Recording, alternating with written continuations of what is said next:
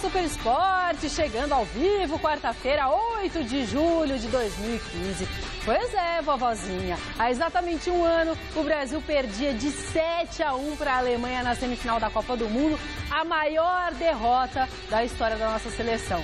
Depois dessa Copa América, eu acho que a gente não evoluiu tanto assim, né? A gente reparou que não tivemos belos resultados, não.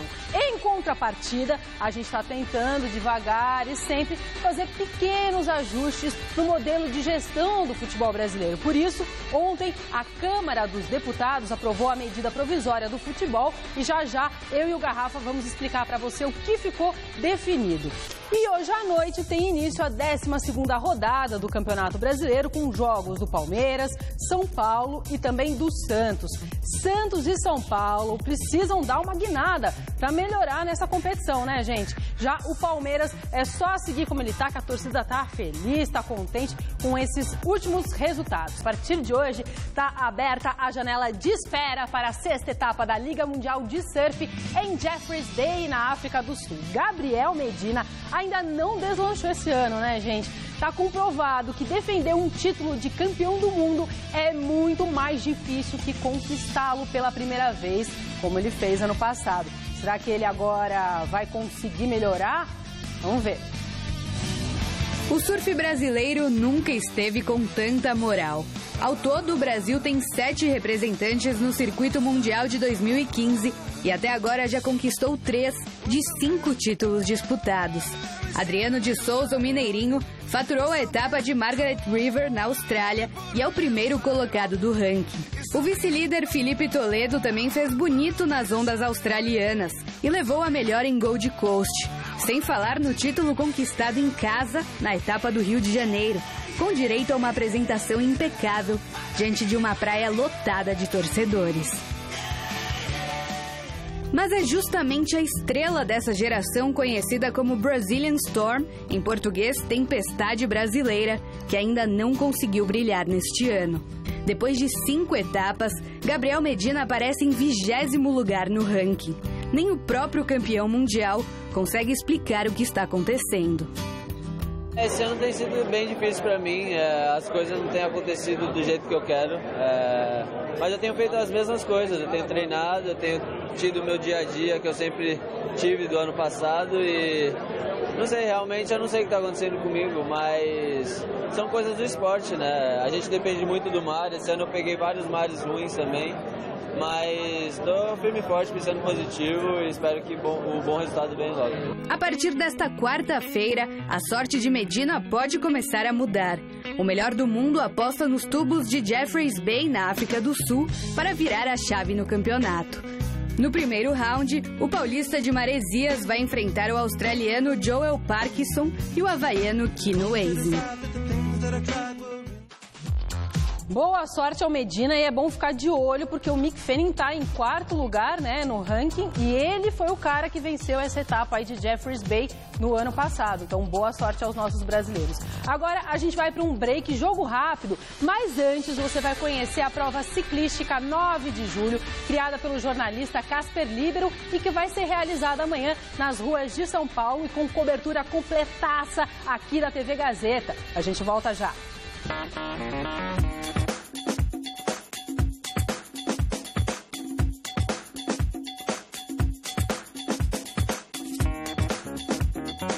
A tradicional prova ciclística 9 de julho foi criada em 1933 pelo jornalista Casper Libero e está ligada à história de São Paulo. Ela surgiu como uma homenagem aos paulistas que lutaram na Revolução Constitucionalista de 1932 e tornou-se uma das provas mais importantes do Brasil. No início, a participação foi restrita a atletas de maior categoria e convidados de outros estados. Tudo para garantir um alto nível dentro da pista. Com a presença de ciclistas argentinos e uruguaios, a competição ganhou em 1947 o título de Prova Ciclística Internacional 9 de Julho. Pouco tempo depois, representantes de outros 15 países foram chamados e a competição ganhou ainda mais peso. A prova deixou de ser realizada em 3 períodos, de 1941 a 1946, época da Segunda Guerra Mundial, de 1952 a 1954 e de 66 a 68.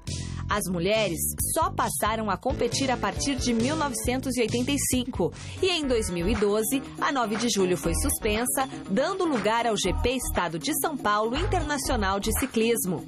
De volta este ano, a prova ainda carrega no DNA o espírito esportivo característico do jornalista Casper Líbero e permanece sendo um dos principais eventos do Brasil.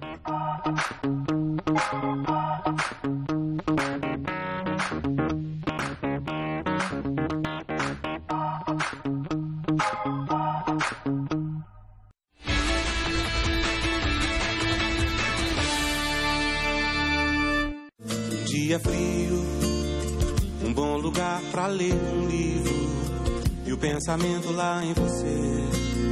Eu sem você não vivo.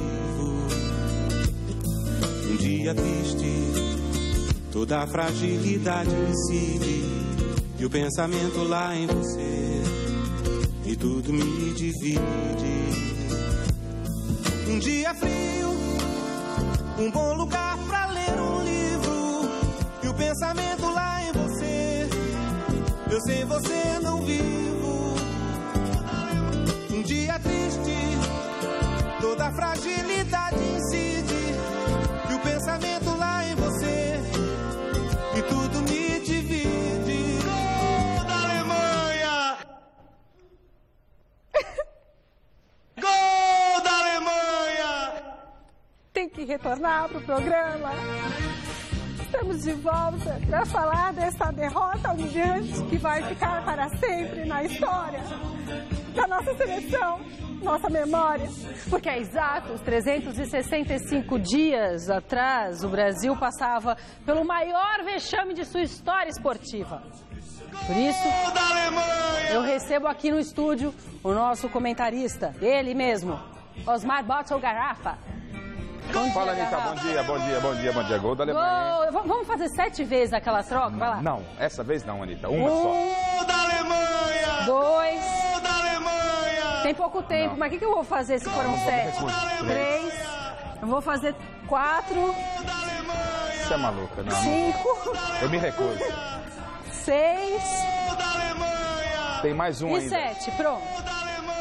A gente tá brincando aqui, mas o assunto é sério, né? O assunto é desagradabilíssimo. Sério, é triste. O detalhe mais curioso, Anitta, é o seguinte, que se estivéssemos ainda jogando com a Alemanha, estaria 7-1, né? Ou seja, continua 7-1 para a Alemanha. Porque nada aconteceu em termos de mudança no futebol brasileiro, em termos de bastidores, dirigentes, nada mudou. Isso que é o grande problema. Se alguma coisa talvez tenha mudado, foi o FBI ter entrado no circuito, né? Porque foi a única coisa diferente, o FBI entrou no circuito e aí alguma coisa a gente pôde ficar sabendo. No mais, não mudou absolutamente nada, continua tudo na mesma. Então, repito, se tivéssemos jogado de lá até aqui, continuaria 7-1 para a Alemanha ou mais. É lamentável o que nós estamos vendo no futebol brasileiro, o descaso dos nossos dirigentes, todo esse problema de bastidores, de corrupção que envolve. Dentro de campo não evoluímos, né? A seleção do Dunga fez um vexame na Copa América. Nós estamos com medo do Paraguai, com medo da Venezuela, com medo do Peru. E a seleção brasileira pentacampeã não pode passar por isso. Claro que temos que entender que o momento hoje é outro, né? Nós temos apenas o Neymar como grande estrela, como o único protagonista da seleção brasileira. Mas você temer Paraguai, Venezuela e Peru, algo precisa ser feito e nada foi feito desde o 7-1, Anitta. Bom, mesmo depois de completado um ano do vergonhoso 7-1, a perspectiva de mudança no nosso futebol, como o Garrafa comentou agora, é muito pequena. Ontem, a Câmara aprovou a medida provisória do futebol com algumas alterações favoráveis aos interesses dos clubes e também da CBF. É um texto com uma versão um pouquinho mais light em comparação ao que foi enviado pelo governo. Entre os principais pontos, ficou decidido que os clubes vão ter 20 anos anos, ao invés dos 15 originalmente estipulados, para parcelar as dívidas. Se os pagamentos não forem feitos em dia, as equipes podem ser rebaixadas. Os cartolas também conseguiram aumentar o percentual da receita bruta anual que eles podem gastar com os salários de jogadores e direitos de imagem. Foi de 70% para 80%. E a proposta de transformar a seleção brasileira em patrimônio cultural, o que facilitaria a fiscalização da CBF, foi rejeitada. Agora o texto precisa passar pelo Senado até o próximo dia 17 para não perder a validade. O que você achou, Garrafa? É um texto que muda muito pouco a situação atual do futebol brasileiro, Anitta. Como você disse, né? O texto, ele, pelo menos nesse primeiro momento, ele passou de uma forma light, com algumas alterações que são pouco significativas no aspecto de mudarmos, de fazermos o futebol ser muito sério. A mudança radical a qual nós precisamos, ela não foi aprovada e isso é lamentável. Bom, o Neymar, que não estava nessa partida do 7-1, comentou sobre esse placar aí do 7-1. Vamos ver na reportagem do Adriano Dolfi. Neymar realizou um evento com as crianças da AACD em seu instituto na Praia Grande. Um batalhão de jornalistas aguardava com ansiedade a entrevista do craque, em uma data marcante para o futebol brasileiro. Há exatamente um ano, Neymar estava no grupo que participou de um dos maiores fracassos na história do futebol brasileiro. 7-1 da Alemanha sobre o Brasil, em plena Copa do Mundo. Não me incomoda, da mesma forma que não me incomoda as vitórias que eu tive, as derrotas também fazem parte. Acho que eu me vejo naquele jogo, eu me vejo naquele grupo. Que sofreu 7-1 e querendo ou não, ficamos com a história por causa disso. Eu não fujo disso, não vamos correr, não vamos falar, já passou, não. Levamos como aprendizado. Então acho que a gente tem que, cada vez que acontece essas coisas com a gente tem que aprender bastante. O jogador falou também sobre a saída da concentração antes do duelo com o Paraguai. Eu não estava me sentindo bem, não estava feliz. Então acho que quando eu não estou feliz, eu acho que tem que tomar alguma decisão. E eu acho que ia acabar prejudicando meus companheiros, eu ficando ali, porque tudo ia virar notícia. Se eu desse um sorriso no treino, iam falar que eu não tava nem aí. Se eu ficasse de cara feia, iam falar que eu estava bravinho. Então o melhor era eu ficar longe. Em relação à CBF não ter feito recurso para diminuir a pena de 4 jogos. Nesta semana, a entidade prometeu finalizar um documento para uma primeira e última tentativa de reduzir a pena. Foi uma coisa conversada praticamente, né?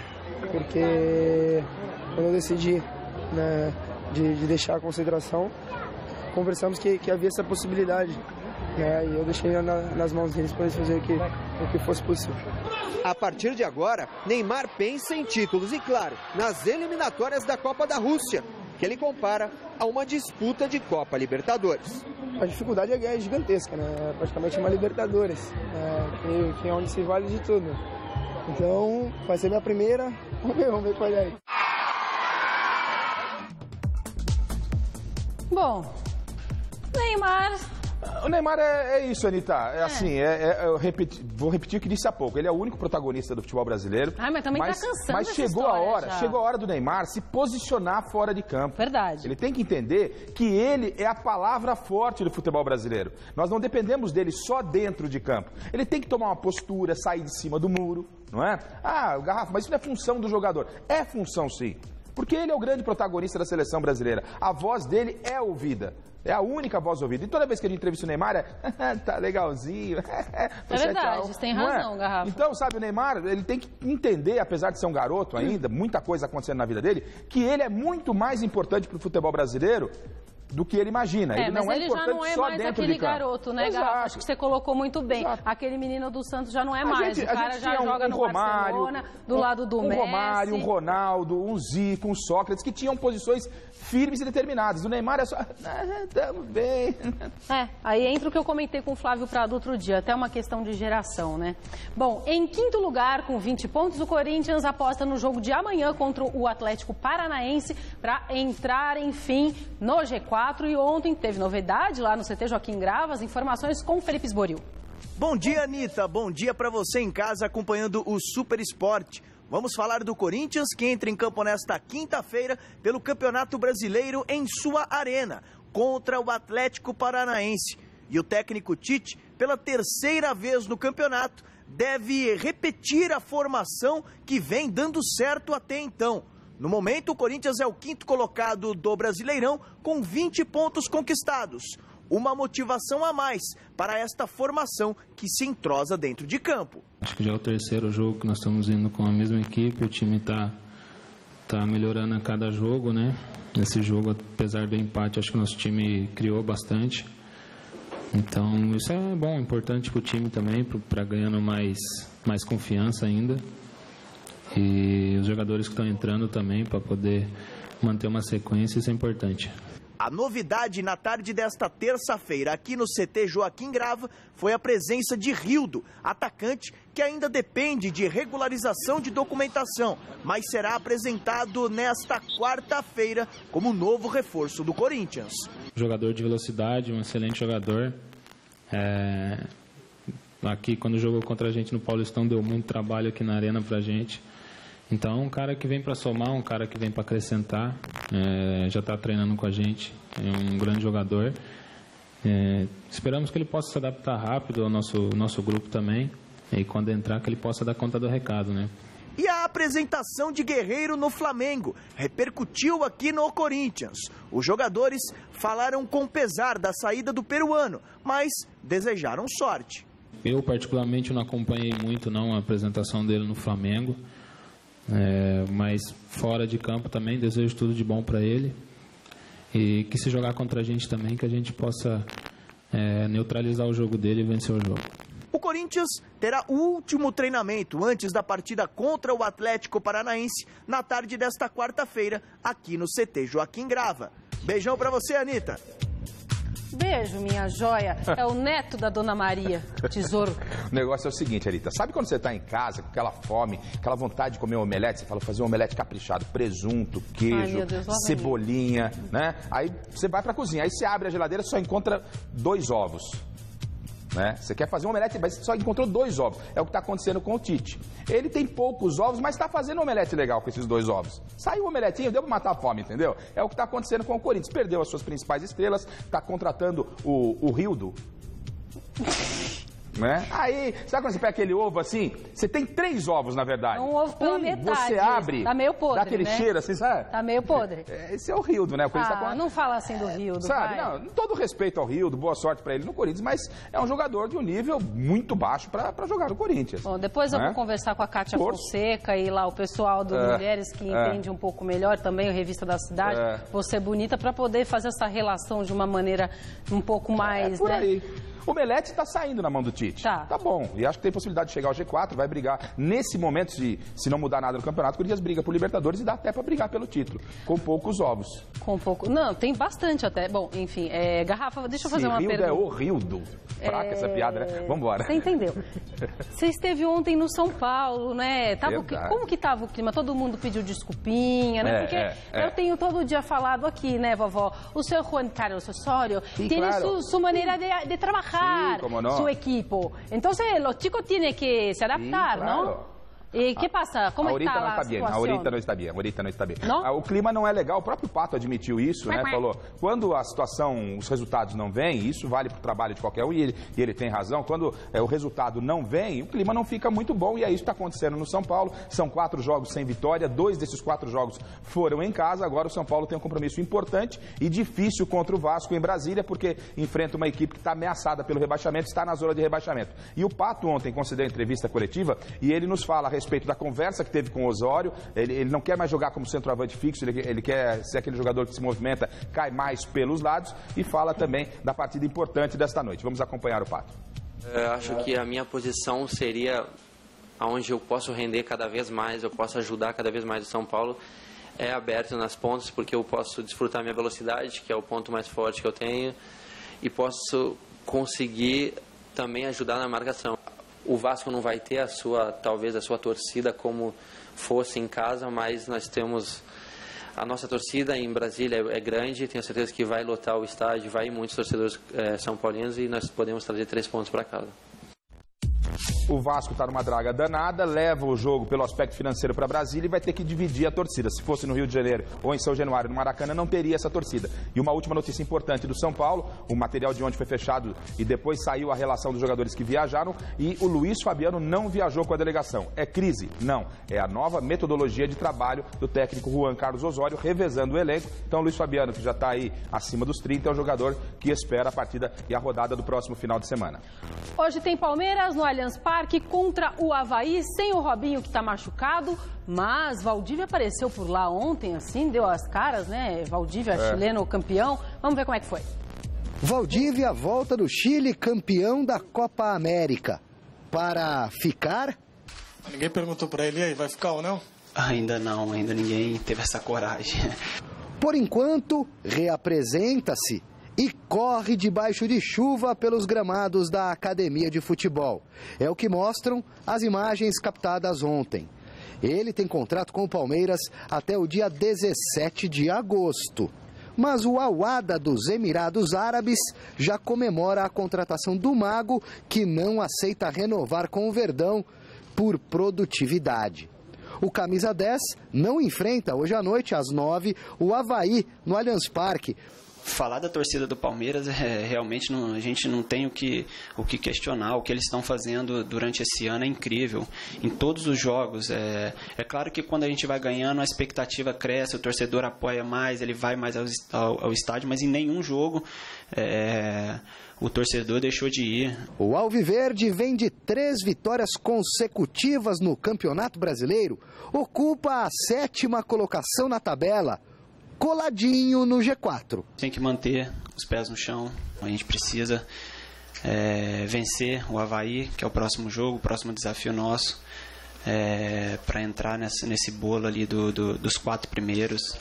Acredito que vencendo e dependendo, claro, de outros resultados, a gente entra ali na briga. Com dores na coxa, machucado, Robinho é desfalque do Palmeiras. Zé Roberto ou Cleiton Xavier deverá ser o escolhido pelo professor Marcelo Oliveira, mantendo o bom rendimento do meio de campo do Palmeiras. É o que pensa o capitão da equipe. Colocava dentro de uma caixinha os 2 nomes, misturava, o que tirasse eu botava para jogar, porque são 2 caras que dispensa comentários, né? E se o chileno Valdívia está de saída deste grupo, que aparentemente evolui, o argentino naturalizado paraguaio, o atacante Lucas Barrios, deve pintar por aqui no Palmeiras na semana que vem. Expectativa, Bora, mais de 34 mil ingressos vendidos. E mais aí? Uma vitória do Palmeiras. Palmeiras, repito, mais 2 rodadas, pula para o G4. E engraçado, né? Como o Valdívia, quando usa a camisa vermelha, que é da seleção do Chile, ele não se contunde. Quando ele coloca essa azul e a verde do Palmeiras, ele já leva a mão à coxa. Aliás, o Valdívia está no recorde. Desde que se apresentou ontem, ainda não sentiu contusão? Calma, a semana ainda não acabou. O tempo do Valdívia já deu no Palmeiras, né? Tudo tem seu ciclo, meu amor, minha joia. Inclusive o programa. O programa acabou nesse momento. Não, vovó. Mas a gente volta amanhã, 10h30 da manhã, se Deus quiser e Ele há de querer. E você vai pra onde hoje? Eu vou pra casa da minha almoçar agora. Almoçar e depois? Depois à noite, Palmeiras e Avaí no Allianz Parque. Palmeiras e Avaí no Allianz Parque. Tchau, gente. Ai, gente. Tá bom. Faz 7. Ó, 7, você faz 1. Vai. Faz 1. Saiba como fazer uma feijoada light. Hoje, 12:30 no Você Bonita. Assista agora, Revista da Cidade. E o pensamento lá em você, e tudo me divide. Um dia frio, um bom lugar.